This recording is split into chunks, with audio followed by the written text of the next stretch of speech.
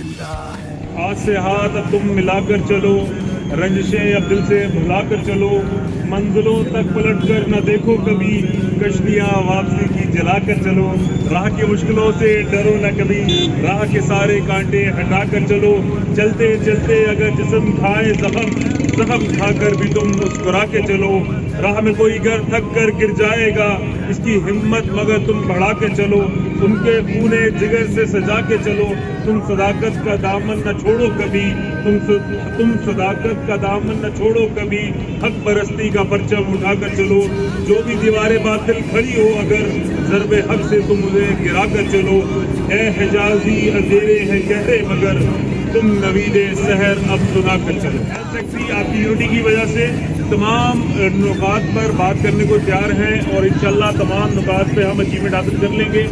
एक Covid doctor के मसले पर हमारा डेडलॉक बरकरार है। हमारा मुद्दा ये है कि उन्होंने जो कुर्बानियाँ दी, उन्होंने जो सर्विसेज दी, उनको रेगुलराइज थ्रू स्पेशल कमीशन किया जाए। वो कमीशन अनाउंस करने को तैयार हैं, वो उनको लेने को तैयार हैं, वो इंटरव्यू में उनको परसेंटेज देने को तैयार है, लेकिन हम चाहते हैं कि स्पेसिफिक फॉर कोविड हो जाए।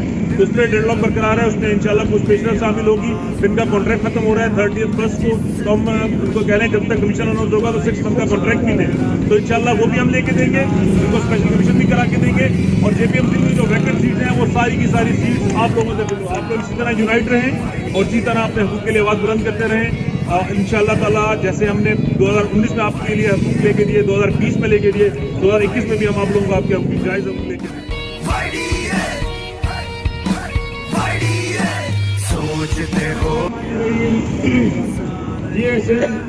जी वाईडीए, सबसे पहले तो मैं आज बहुत खुश हूँ कि आप सब दोस्त अपने हक के लिए बाहर निकले हुए हैं कि आप स्ट्राइक खत्म करो, 2 दिन के बाद आपको जो है मसले हल किए जाएंगे। तो हमें बोला कभी भी नहीं होगा ऐसे, जब तक हमारे मसले हल नहीं होंगे हम पूरी स्ट्राइक चलती रहेगी, जब तक आप हम नोटिफिकेशन देंगे तो हम अपना स्ट्राइक साथ ये दुनिया महका दी है हमने, हम सूरज है हम रोशन है फिर आग लगा दी है हमने। बहुत ये आप लोगों की काविशें हैं यंग एसोसिएशन की, हम यूनाइट हैं। तो कल हेल्थ मिनिस्टर जो है मजबूरन उसने वाईडीए का नाम लिया कि ये जो कोविड डॉक्टर हैं इनका ताल्लुक वाईडीए से नहीं है। तो मैं हेल्थ मिनिस्टर साहबा से मुखातिब होकर कहता हूँ कि ये हमारा फ्यूचर है। कोविड डॉक्टर वो हैं कि जिन्होंने मुश्किल वक्त में जब कोई ड्यूटी करने को तैयार नहीं था, कोविड डॉक्टरों ने अपनी जो है जान हथेली पर रख के कोविड डॉक्टर ने ड्यूटियाँ की, और ये इनका ताल्लुक बिल्कुल वाईडीए से है और हम इनको ऑन करते हैं। इसके ज़हन में ये है कि जूनियर्स को वाईडीए छोड़ देगी, तो ऐसा नहीं है। और आखिरी बात कि जब तक अब इस दफ़ा जना का मसला हल नहीं होता, सारे मसाइल इंशाल्लाह भले पूरे सिंध में हड़ताल खत्म हो जाए, जना में चलती रहे, मकासद हासिल करने के लिए आखिरी दम तक जाएंगे। वाईडीए, जेपीएमसी और वाईडीए सिंध एक पेज पे रहेगी जब तक जना के मसले हल नहीं। जो पहले यहाँ काम कर रहे हैं लड़के 10 सालों से, जो सीनियर लोग हैं, उनका आने का पहला हक है यहाँ पे। तो बाहर से लाने के जो है लाने से बेहतर है कि उन लोगों को यहाँ परमानेंट किया जाए जो यहाँ पे खिदमत अंजाम दे रहे हैं। तूफान से लड़कर जिंदा है, जुल्मों से दम बर्दाश्त करे, फिर भी सुन लो जिंदा है, हिम्मत है हमें रोको, दम है तो हमें ठोको। कराची समेत सिंध भर में यंग डॉक्टर्स दूसरे रोज भी सरापा एहतजाज, ओपीटीज का मुकम्मल बाइकआउट जारी है, मरीज रुल गए। इस हवाले से मजीद बात करेंगे अनुषा जाफरी से। अनुषा, बताइएगा क्या सूरत हाल है हॉस्पिटल्स में? जी बिल्कुल, देखिए यंग डॉक्टर एसोसिएशन की जानिब से ओपीटीज का मुकम्मल बाइकआउट जो है वो दूसरे रोज भी जारी है। तमाम सिंध भर में कराची समेत जो है जितने भी सरकारी अस्पताल है वहाँ पर ओपीटीज में काम नहीं चल रहा है। मरीज रुल गए, एक मरीज हमारे साथ मौजूद है, उनसे बात करते हैं। कब से आप यहाँ पर आए हुए हैं ओपीटीज करने?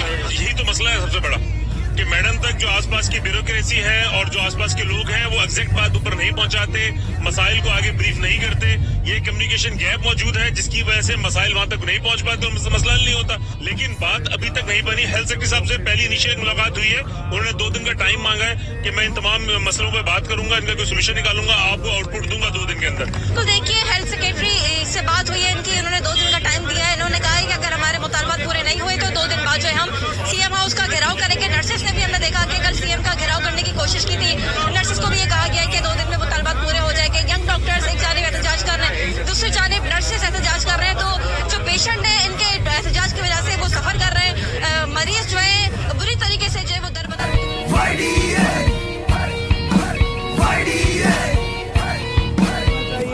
और अब कुछ अरसे के बाद यहाँ पर जो हाउस ऑफिसर खड़े हुए हैं वो पार्ट 1 देकर पीजी बनेंगे, तो उनके लिए एक डेपुटेशन पॉलिसी होनी चाहिए।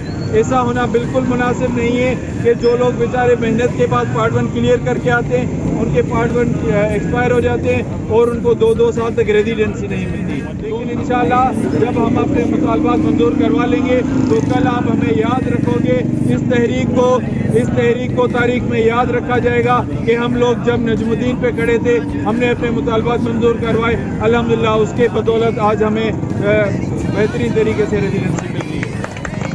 जवानी मौजों की रवानी, मौजों की रवानी, एक चढ़ता सूरज।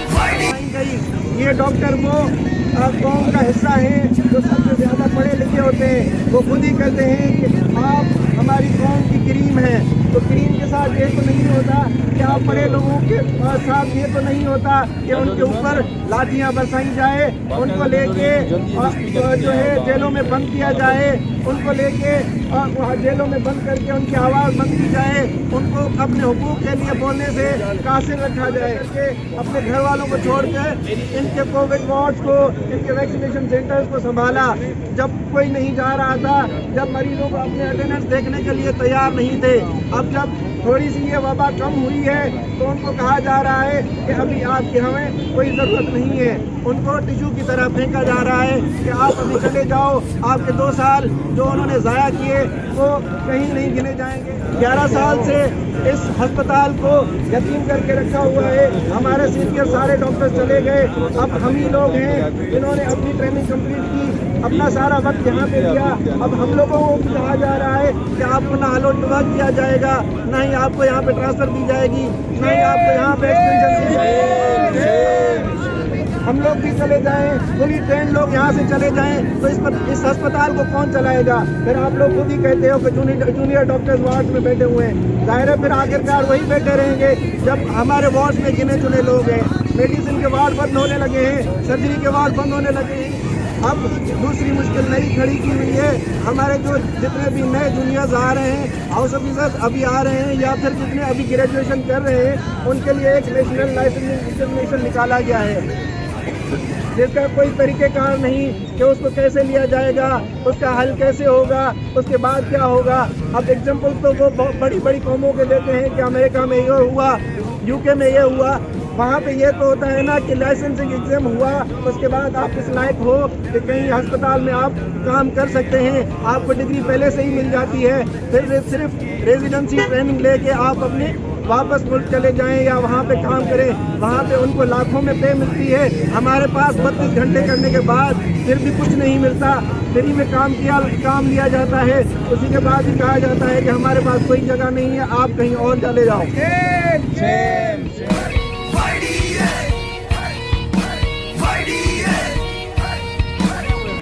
किसी को अपनी पोस्टिंग करानी है उसके लिए 3 लाख रुपए तय हुए हैं, ये हालात है इसका। बगैर पैसों के तो मैं कहता हूँ वहाँ एंट्री वाला है, बगैर 500 रुपये रखे आप जा नहीं सकते। तो ये हालत है इस वक्त हेल्थ डिपार्टमेंट की। इन सब चीज़ों ने हमें मजबूर कर दिया यहाँ पे खड़े होने के लिए। हम वो लोग हैं जिन्होंने 5-5 साल 7-7 साल 10-10 साल से यहाँ पे मरीजों की खिदमत की, और ये सब के सब मुतफक्का तौर पर खड़े होकर ये चीज़ बता रहे हैं कि यहाँ पे किसी डॉक्टर के हकूक़ पूरे नहीं हो रहे हैं। और हमारे बुनियादी डिमांड क्या है?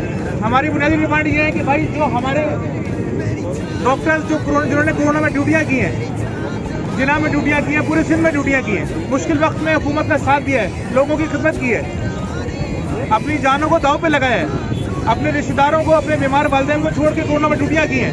इस सब कुर्बानियों के बाद आज जब कोरोना का खतरा टल गया है तो हुकूमत कहती है आप लोग अपने रास्ते चलते बने। तो हमारी 12 ये रिक्वेस्ट है कि उन कोरोना के मुलाजिमीन को रेगुलराइज किया जाए, उनको उनकी नौकरी पर बहाल रखा जाए।